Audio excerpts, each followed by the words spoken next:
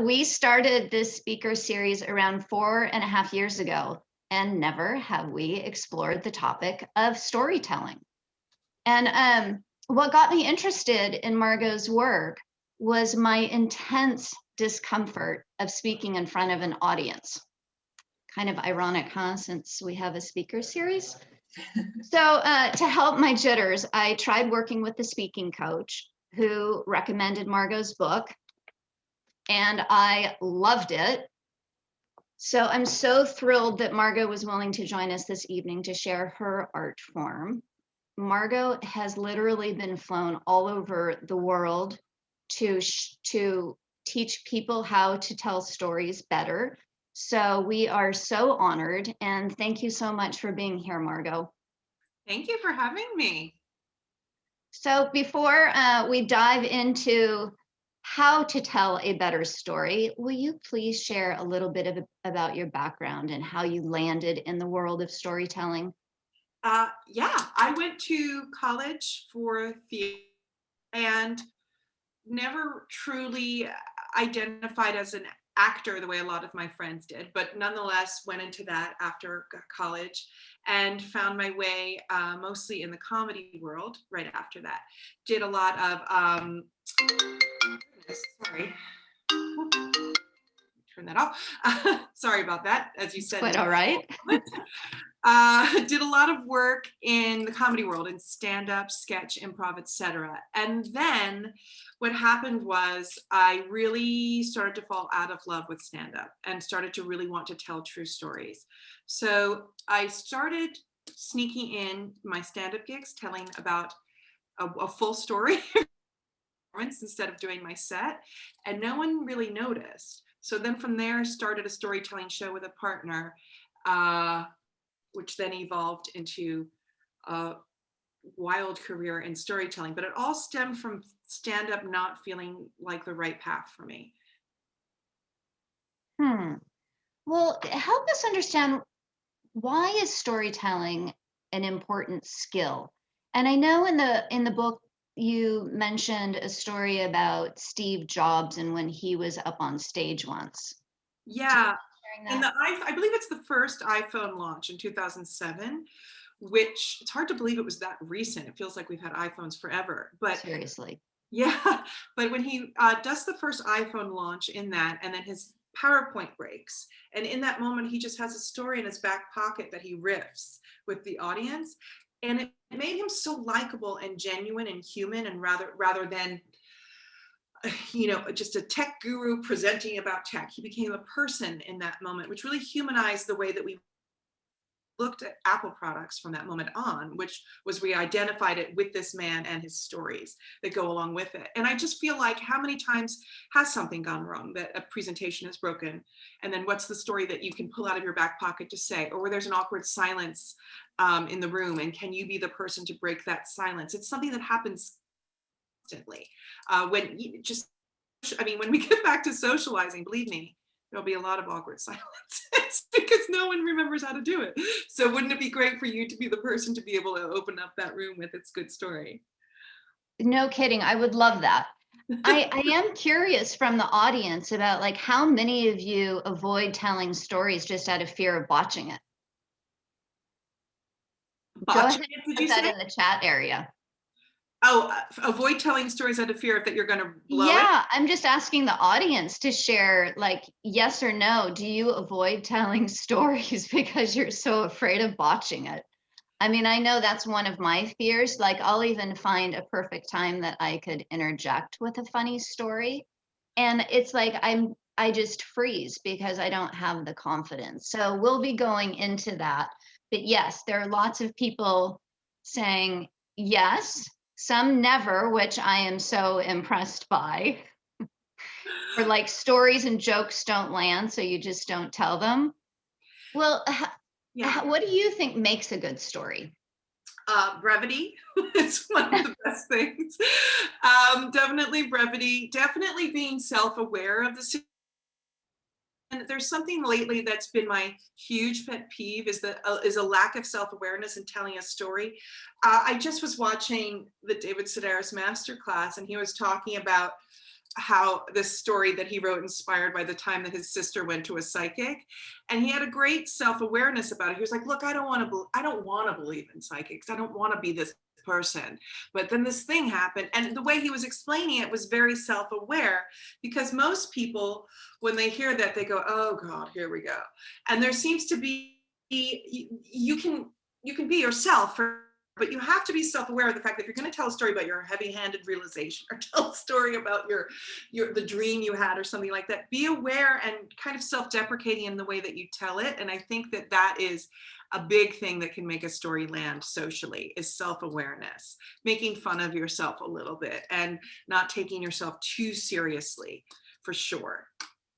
What do you think are some other common mistakes of beginners? Putting too much backstory in before they get to the story is a big one. Just talking, and I wonder, when is this person going to land on a story? Another big one that I see a lot with beginners is people spelling out what they've learned. So what I mean by that is being really heavy-handed with a moral or something that you must take from this story, or the message that you must take. I find that to be very patronizing. And I think that when you hear a story, you should feel whatever you want to feel at the end of it. But I don't like being told how to feel at the end of a story. And even, children's books have started even swaying away from telling the moral and letting it stay. And I think that that's really vital. Another big mistake I see is people putting in too many characters, and we can't keep them all straight. So it's like very hard to keep, 5 different roommates' names straight in a story, especially if we're not seeing it.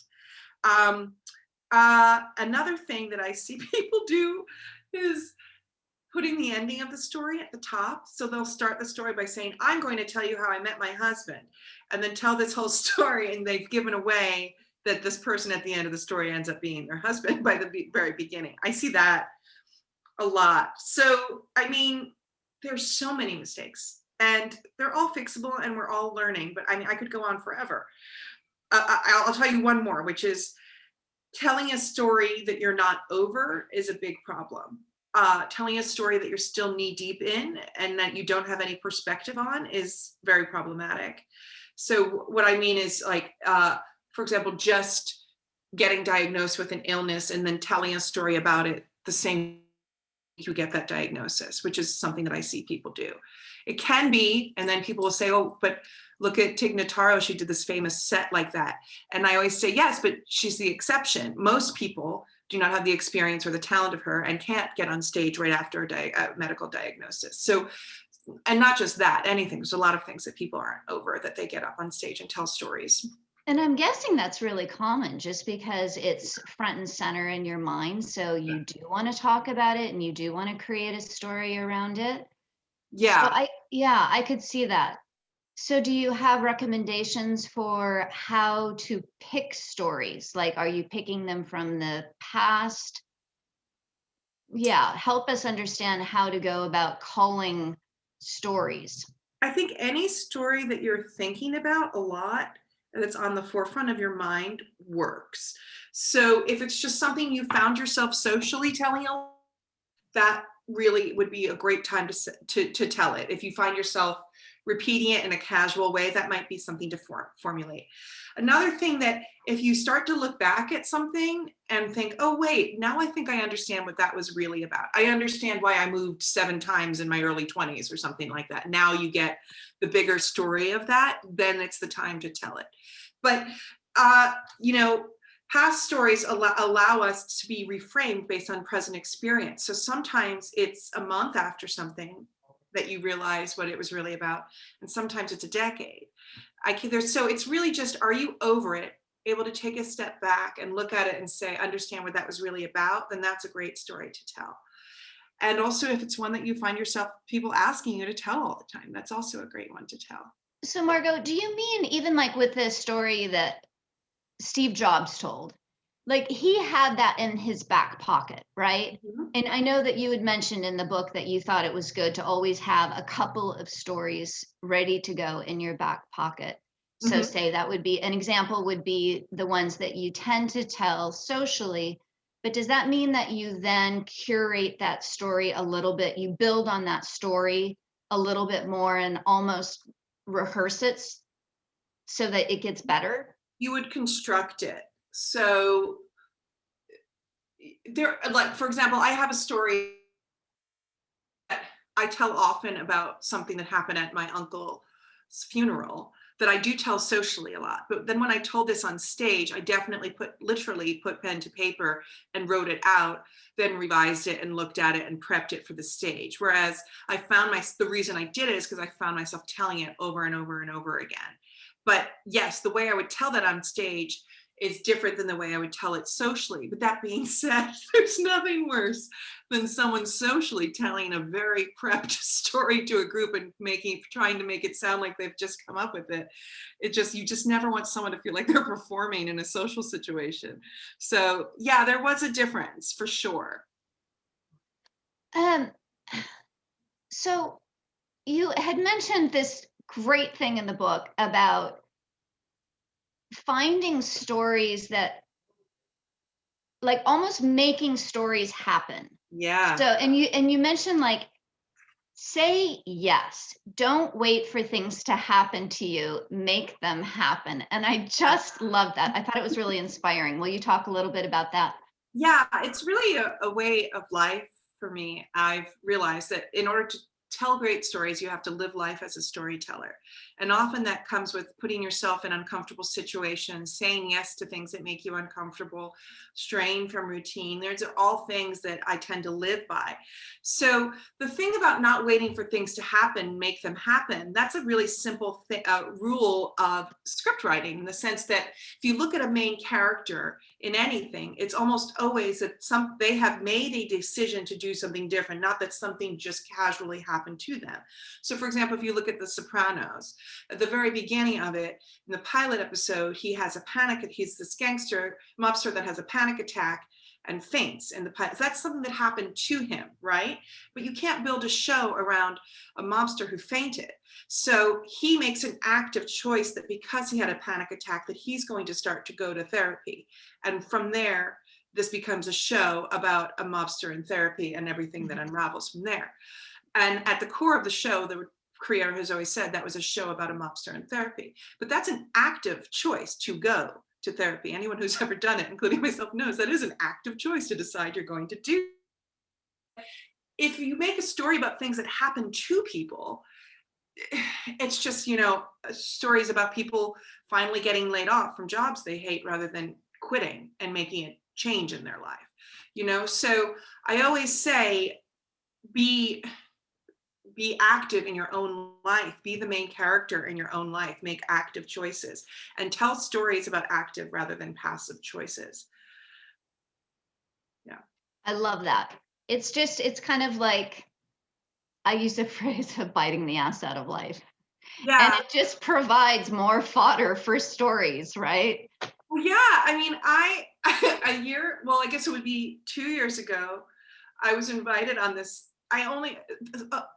My friend from college, his wife, who I don't know that well, and said she needed a roommate. She was going on a cruise with a bunch of women from her neighborhood, which is not my neighborhood. A roommate, and I went. And cut to like night 3, I was belting Meatloaf songs in the in the piano bar with a bunch of strangers I'd never met before in my life. Cut to them coming to all of my book signings and being like a rock of women in my life now, all because I said yes to this really strange thing that was incredibly uncomfortable. First of all, a cruise is very uncomfortable. Second of all, a cruise with a group of people that you don't know is very uncomfortable. But I said yes, and I went out of my comfort zone. And I'm so glad I did, because I made friends for life and memories from life. And I have a lot of stories I tell from that experience.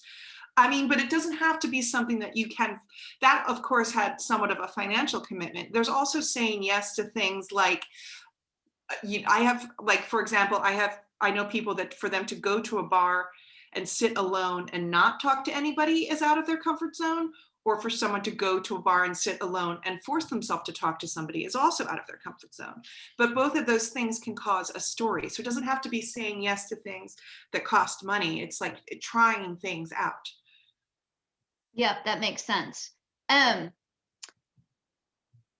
it makes me think that when you're traveling with your friends or your family and these stories come along, do you ever hesitate to share the story because it's about your friends or your family? Like, do you change their names? How Yeah, much do you share?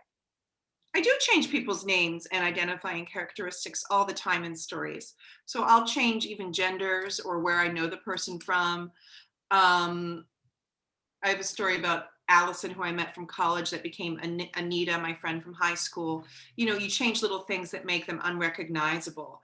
But the big thing is that you choose where your story lives and dies. So when life comes back and we are telling stories on stage at the Moth, etc., in a situation like that, there have been stories that I've told that I really want to tell, but I wouldn't want on the podcast. So I won't sign the release for it to go on the podcast, or I won't put it online. You know, I have probably 75 stories. I have like 7 online, you know, I mean, maybe that's maybe a little more than that, but nowhere near the amount of stories that I have. And some just are for live audiences and that only. So I do that. But the other thing I do to protect is that I always make sure that it's my story of what happened to Mm, me. And I don't tell someone else's story, meaning that the experience is about something that in my life that I experienced, maybe another person, but it's my journey in that. So that way, if it were to in any way get back to that person, which is in my career, and I have been on his podcasts performed all over the world. It's happened to me twice. I'm just getting to that. It's happened to me that someone has come to me and said, I heard your story, blah, blah, blah. And both times it was a pleasant encounter because it was just both because I changed their name. I kept myself at the front of it, and it was never about bashing their name. It was just about something that happened to me. yeah. Um, there was a question from the audience about how do you avoid saying things like and the fillers. But you had also mentioned previously that an effective story is relatable. And so, is it okay in storytelling to be a little bit messy? Or should you practice it enough that you kind of omit the messiness of the ums and the ohs? I mean, in an ideal world, we'd love to all speak as eloquently as Barack Obama and never have an or a like. Wouldn't that But be nice? it would be. But I mean, I have a theater degree and years of training, and I still have those mess ups, and it's fine. I think it's fine. I actually find when a person is, I like casual storytelling personally. That's just I like when it feels like a conversation between friends and you're up there and you're letting an audience in on a secret that only the two of you know. I like that feeling. I don't like it to be too presentational. So my school of thought is more conversational, less presentational. And if that comes with a few ums and likes, then so be it. I think Mm-hmm. we'll forgive you. And if we don't, you're not going to please everybody. So who cares? Mm-hmm. Okay, let's talk more about being relatable. Do you Yeah. have to be self-deprecating, do you think, to be funny? Like, and just talk about that whole side of it. Like, why is it that Oprah is so compelling? And I'm guessing it's because she's relatable. Is that true? I think so. I think she was relatable by being vulnerable. I mean, if you look at her career, to me, I don't really have anything in common with Oprah. I'm married, I have 2 children, I'm not a billionaire. You know, there's just like a lot of things that are very different from my life to hers. But then you put in things like her, I mean, for her to even say, let alone the more personal things, I've struggled with weight my whole life, at the time was revolutionary for a person to say Mm-hmm. that. And it made her incredibly human and like the every woman. And she would often say me too to people when they were, you know, telling their very personal stories. She would say that she had struggled with that. So then she becomes this person that has risen above all this adversity instead of this unrelatable billionaire, right? And that was all by her owning, no pun intended, but owning her own story and putting it out there to the world. I don't know that that's self-deprecating as a term of being honest, open, and vulnerable. Yeah, vulnerable, it sounds like. Yeah, in a way that she's comfortable with. I don't want anyone to ever feel like they have to put something out into the world for the sake of being likable that they're not ready to put out into the world. But my other favorite example of this is Michael Phelps, who is literally so unrelatable in the sense that he has superhuman abilities as an athlete, but yet talks very openly about anxiety and depression, which makes him incredibly relatable and human. So it can take someone like that seems like they live in like a whole other world and put them back in our playing field, and therefore you start to listen to what they have to say. I could care less about sports, but I'm very interested in his life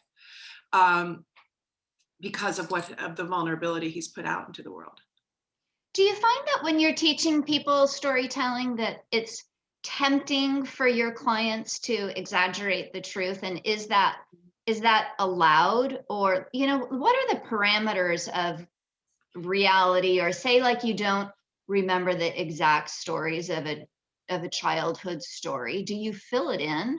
Yeah, I mean, I can't imagine, I don't know how old anyone in here is, but none of us are 5, I mean, so we're not going to remember the story in great detail. 5. But what we will do is remember the emotional truth of what happened and the plot points of what happened.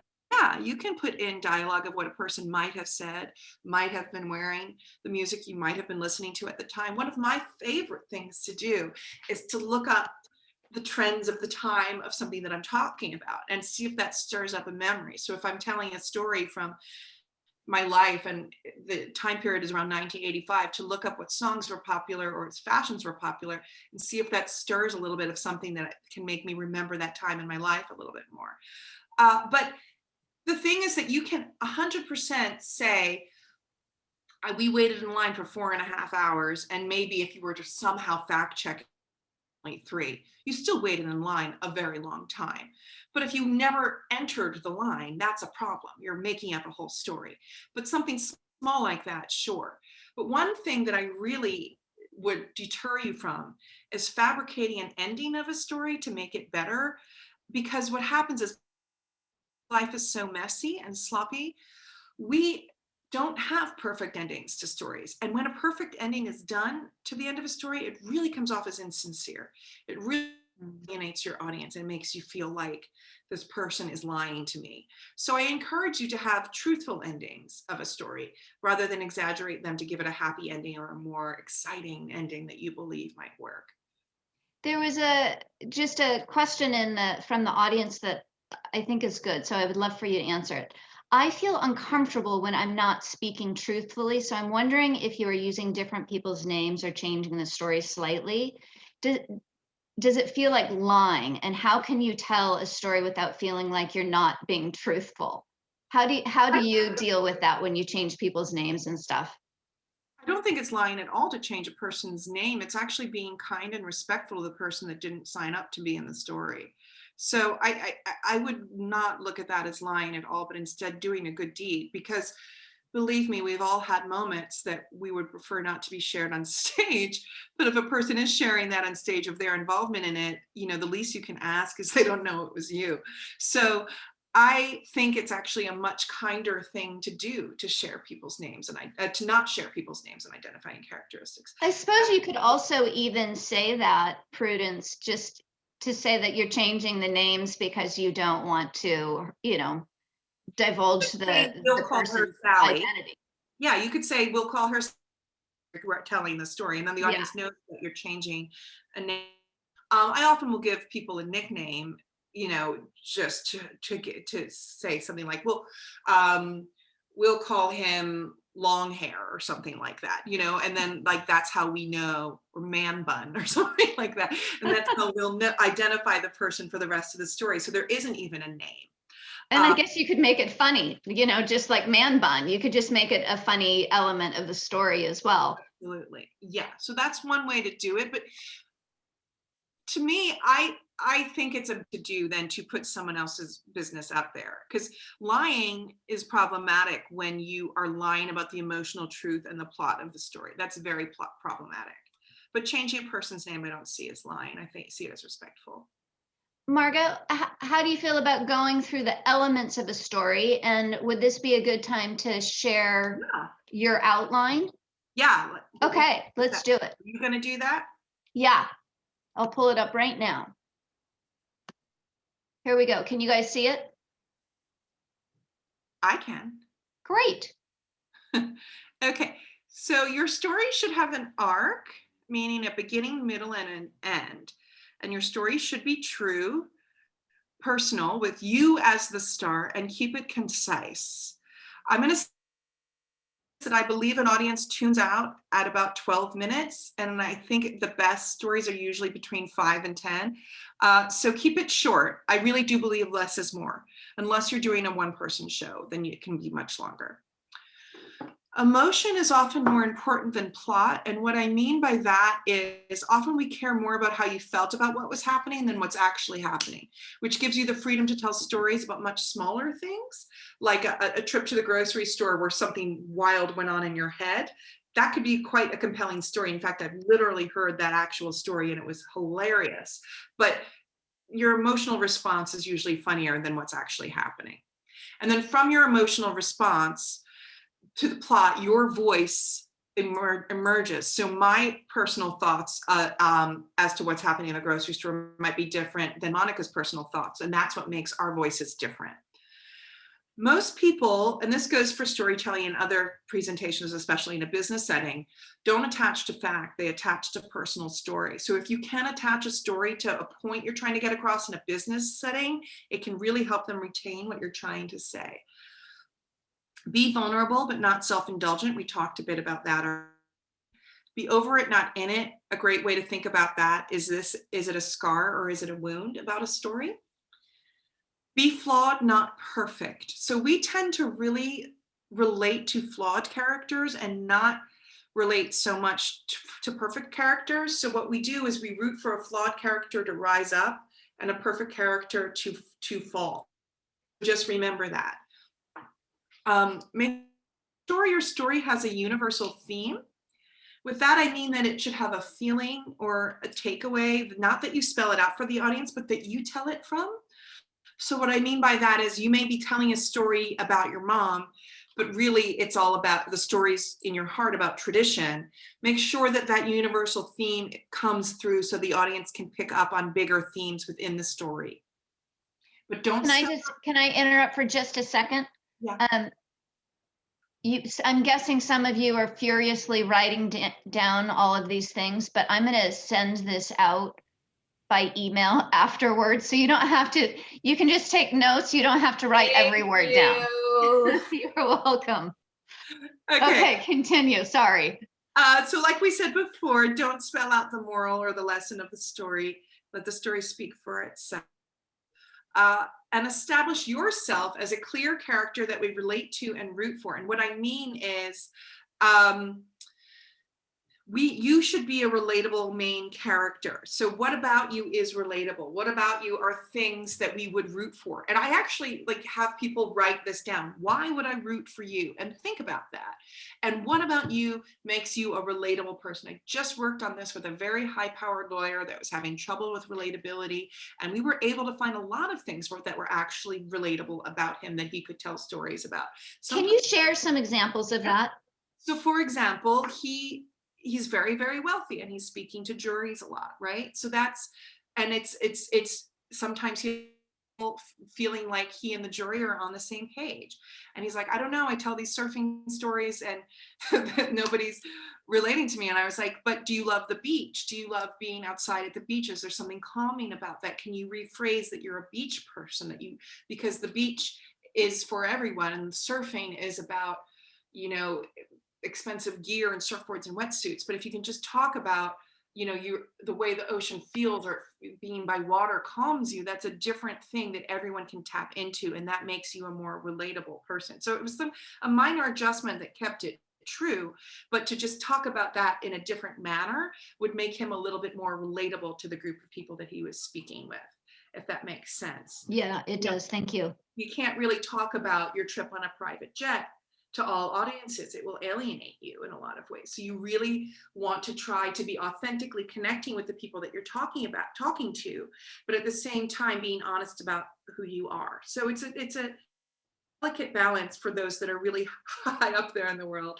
I'm a more normal person than him, so I don't have a problem. If I remember correctly from your book, you had a great example in there about you were in the UK studying with a friend. And I thought that was a good example. So can you share that? Yes, I know exactly what you're talking about, Monica. So when I was in college, I studied abroad in London for the theater program for 6 months. And that's the worst way I could start that story, because it makes me sound like I've gone to college, which is fine, but now I've gone to college and I'm a theater major, which is just, in my speaking from one of the more obnoxious majors you can have. And then on top of that, I'm going to London to study this precocious, rich snob is how I'm starting it off. Too many, I will be interpreted at that. But it's actually not really about that. It was about the fact that my friend, very crazy night, because between the two of us, didn't have any money and went out for the night without any money. And instead, I started the story by saying, have you ever had no money in your bank account? It says zero. Zero means zero. There's no credit card. There's no one to call. You've hit bottom. Luckily, my friend and I hit that at the exact same time while I was studying in London, but decided that we were going to go out and have a good night. And so I switched it that way, and we was also completely authentic to the story. We literally did not have a dime between either of us, and tell this story of this wild night where we decided we were going to go out and not spend any money, but see if we could have a fun night, and everything that ensued from there, which was, as you can imagine, ending in disaster. But it's the same story. The emotional truth of what happened that night is the same thing. I'm just reframing the opening. So if the lawyer starts the opening by saying, I'm out of my board in my wetsuit surfing in Hawaii, he alienates the audience, right? But if he just says, I'm a beach guy, I could be having the worst day, but if I'm able to make it to the beach, it can change everything for me. I think that would have let most people into that same story that he's telling. Agree, yeah. Where were we? Okay, so your quirks define you as a character. This is a really fun thing, I actually have people do this too, write down your quirks. So what are things about you that are weird, quirky things? Like I have loves a bargain, and she'll do anything for a bargain, and wrote a great story about planning a girls' trip, and then everyone canceled, but because she had gotten such a good deal on the airfare, she went alone and stayed in the Airbnb alone because she couldn't let go of the good deal she had gotten. So, that's a fun quirk that led a whole story to become from that. Limit external characters is another one. Nickname them, condense them. We were talking about the man bun before.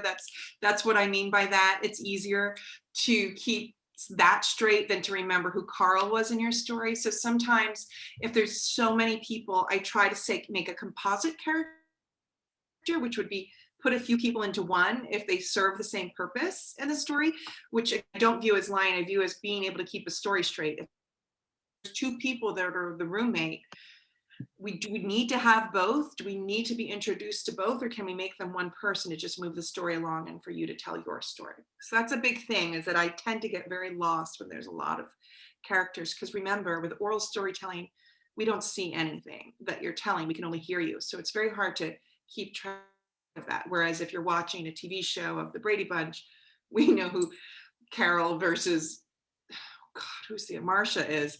But like, if you were just telling me that story, would I be able to know who is who? You know what I mean? So it's a good way to remember.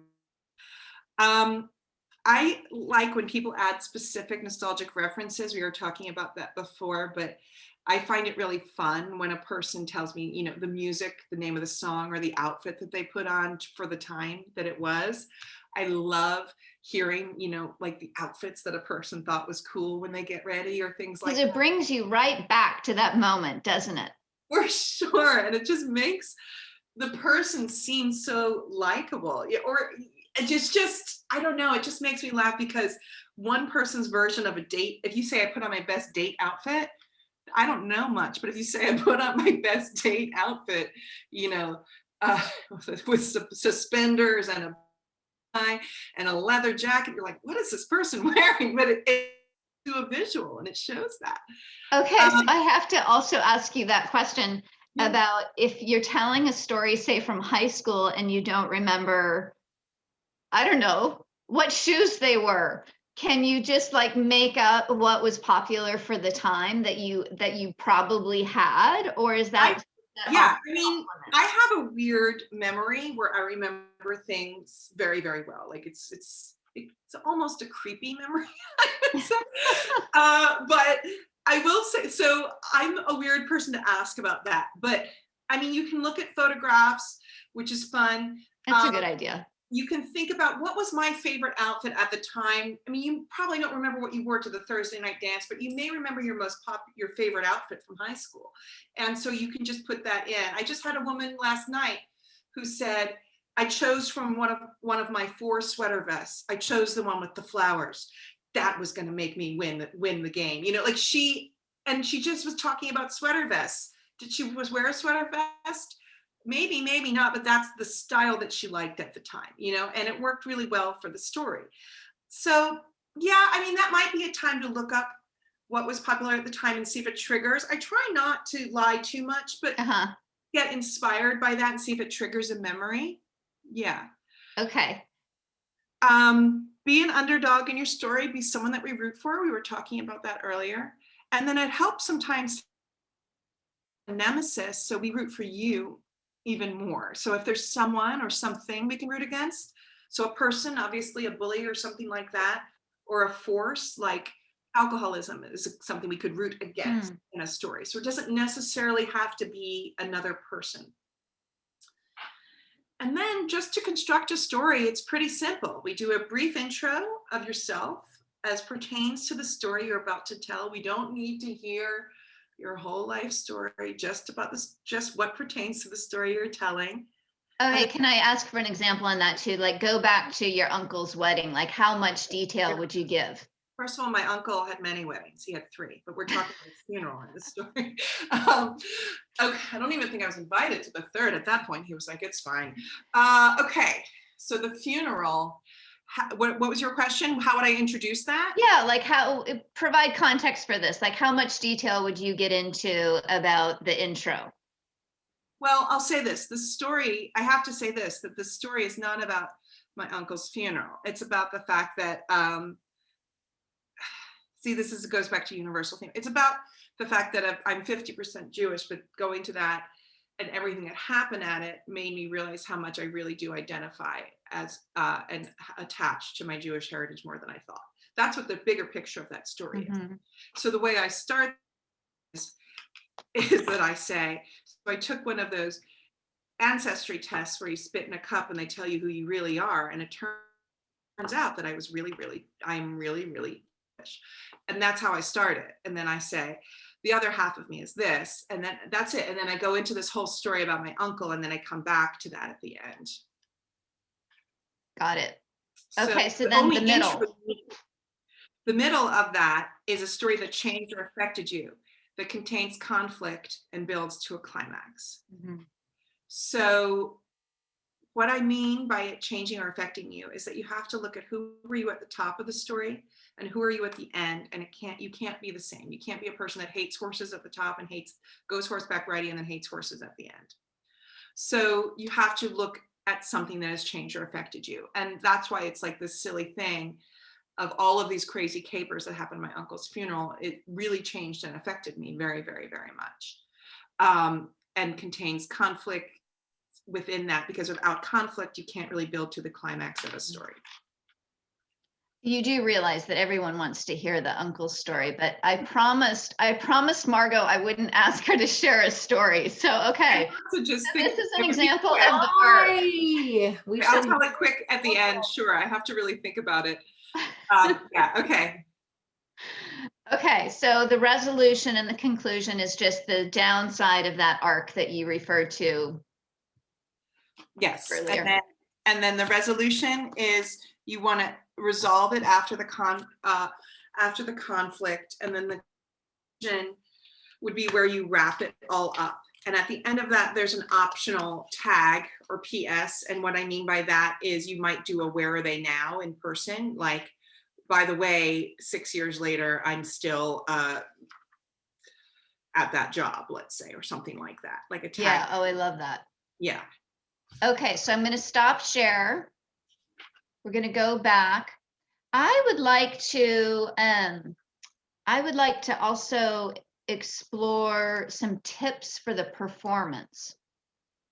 Okay, so what I would say is, Keep it conversational. And what you do is you have a beat sheet, which is like after you've written it out word for word, I take it and then I just the bullet points of the story after I've written it of what are the most important things to hit. So I'm going to start here, I'm going to end here, and I'm going to loosely hit these points in between. So it becomes a story map. So you're not story word for word, you're memorizing what comes next. What are the moments of this story? And I also meant even just like, say you are telling the story, like your posture as an example, or just even like performance tips on regulating your voice or any of those kind of things. Do you have any guidance there? Yeah, well, first of all, my big tagline I like to say is don't memorize, don't improvise. So don't memorize the story word for word and put all that pressure on yourself. Do not get on a stage and just start talking with nothing prepared either, because you will talk for 30 minutes. I have seen it so many times. So that's a big one. Remember this for nerves. This is what gets me through it every time, is whether this goes well, really well, or poorly, or just kind of okay, your life will be relatively the same tomorrow. It's really not going to change. So it doesn't really, the stakes are pretty low. And I just always think of that no matter what, your life is going to be relatively the same tomorrow. I do a big I always take an audible breath on stage and then begin the story. And I don't care if it looks strange, it helps me. And by the end of the story, everyone has forgotten that anyway. So those are my big things. But I mean, if you want to have, I mean, this is kind of a strange thing, but like, wear clothing that you are really comfortable and confident in. Don't get like super dressed up. This is a big mistake that I used to do, which is that I would get super dressed up to the point that I didn't feel like myself. And that just made me more uncomfortable in my own skin. So because you didn't feel like you. No, I didn't. I really did it for years, especially when I started giving so many corporate presentations. I started dressing how I thought I should dress. I'm not a corporate person, but I had all of these almost costumes to wear. And it wasn't until a person that hired me, and I had been very joking around a lot during my presentation, and afterwards a woman that had hired me said, I said, sorry if that got too silly up there. Everyone was really participating so much. I just went with it. And she said, oh, don't worry. We hired you because you're fun. And I had this whole, it was a really big breakthrough for me. I was like, oh gosh, why am I dressing like this? People aren't hiring me to be this serious person. And it was really changed. And then I just started being myself and dressing how I normally dressed.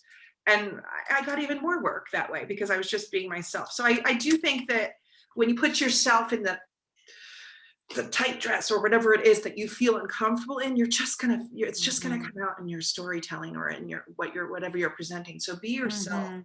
Yeah, that's great advice. There was a question, do these tips apply to written stories if you're writing it out like in a book or an article? And since you've written books, I'm sure you know the answer to this. Mostly, yeah. I would say the big differentiation between live storytelling and written storytelling is that it will be longer on the page than on the stage, because on the stage you can say something, and in comes my date, Kenneth, and we all know that you're not happy about that date, but you cannot go like this on the page. So you're going to have to say, in comes my date, Kenneth. Already I knew this wasn't going to work because blah, blah, blah, blah. You have to say all of those things. And that was a big adjustment for me because I've done memoir writing and written other books as well, that you have to really express things that you can show in a look and a glance or a tone of voice on stage that you do not have that luxury on the page. Things like people on the page don't know that I'm super, super tall. People on Zoom, I've learned, don't know that I'm super, super tall. So I wouldn't have guessed that. So I'm almost 6 feet tall. Oh my gosh. So there's things like that on stage you have, if I were to say I'm really clumsy, you would probably believe me because a lot of very tall people are, but I would have to show that on the page. So there's things like that physical characteristics and stuff are not a given on the page. The big difference. Okay, we have a last question. Do you have any special recommendations when you're speaking or telling a story in front of people you are intimidated by, like a boss or the CEO or any person of authority? Any shifts there? I suppose you wouldn't want to tell inappropriate stories. I mean, I can talk about how to handle nerves. Please. TMI, but I think to handle nerves, I always think this is just a person. They're just a person with insecurities, and I don't know. I always think of that no one is really no one's better than you. They just have a different job than you, but they're not better than you. They're not more adjusted than you. They're not superhuman. They're just a person that they probably just want you to speak to them in a way that they can connect with you in some way. So yes, you have to be respectful. I certainly wouldn't go to a boss and tell a story about my sex life that I would tell over a brunch with girlfriends. I mean, obviously, but I feel like that's just common sense. But to let go of nerves like that, I just feel like I just have that thought in my head. This is just a person. I was did acting for a long time in college and then after, and then once I moved away from that and was really just basically working in as a writer, I started to become friends with people that were casting directors and agents. And these people that I was so scared to talk to, and they're just people they're gatekeepers, but they're just people with emotions and feelings too. And kind of, I don't really have those worries anymore. So yeah. Yeah, I would even say that just for, presentations within your office, that does make sense. Okay, any last tips of advice, little stories, anything else before we wrap up?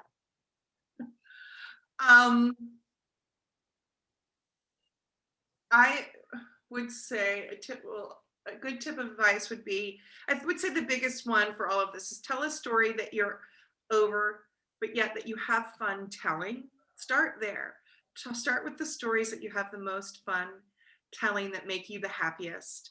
And it's okay to not be ready to tell a story yet. And it's okay to put that down or have a story be just for you privately in a notebook that you never tell. It's still healthy to get that out of your head. Yeah, Izzy, I'm sorry that I didn't ask your question before, but that does kind of answer it. Yeah. Izzy had asked, how do you tell an emotional story without getting too worked up and losing the flow of narration? So I think you kind of answered that. Correct me if I'm wrong, about having time and perspective. Yeah, it really is about just being able to be so over it that it doesn't matter anymore. And there are things that I can't imagine ever telling a story about that now I feel like I definitely could. And there are things, I mean, I have like a breakup I'm like 20 in this breakup, and I still like can't tell this story. It just upsets me so much. So, I mean, sometimes some stories you just can't tell, and that's okay. And there's things that happened a month ago that I would be happy to tell on stage because I think I'm already have perspective on it. So you just have to feel ready. Have you ever cried on stage just unexpectedly because it still, hits home? Not sobbed. I'm very careful about that, but I have like broken up a little bit, sure. Yeah. Definitely. But again, it just makes you relatable, right? And you're showing vulnerability. So I'm guessing that also draws people. LA people that fake cries on stage. Oh dear. How do you feel about that? I live in LA and it is the worst. Yeah, because there's, people that can cry on cue here because of acting training, and you see it on stage when they tell the story. It's just the worst.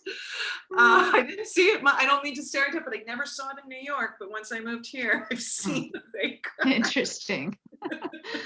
Well, it was such a great conversation with you, Margot. Thank you so much for your time. We really appreciate it.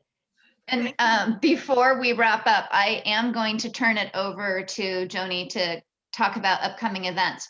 But again, I'm going to send out Margot's notes, and I will also include, like, you know, how to buy her book and all of that good stuff. So everyone, thank you so much. I'll just tell you. Thank you. I'll tell you the quickest thing. This is how my uncle's funeral opened. His son got on stage at the synagogue. Is it the stage? It's not the stage. And he says, my father wanted me to do this. I don't know. I'm just going to honor his wishes. He made me promise this is what we would do at his funeral, but he loved Ray Charles. So here we go. And he takes it out and he goes, it's from like the Good Times roll. My father wanted this. And he goes, come on, everybody, let's have some fun. You only live once, and when you're dead, you're done. Okay, I don't know, that's what my father wanted me to say. And that's how the funeral began. I love it. And it just went from there. But by the end of it, I was like, I relate so much to this side of my family. I have found people. So it's really not that. It's about always feeling out of place on my mom's side, the British side, and having these two funerals back to back, and then going to my uncle's and finally feeling like I belonged. So that's really all it's about. That's great. Thank you so much for sharing that. Yeah, Margot, thank you so much. That's a great way to end the conversation tonight. Thank you. When you're What dead, a joy. sorry if that's the way you don't want to end.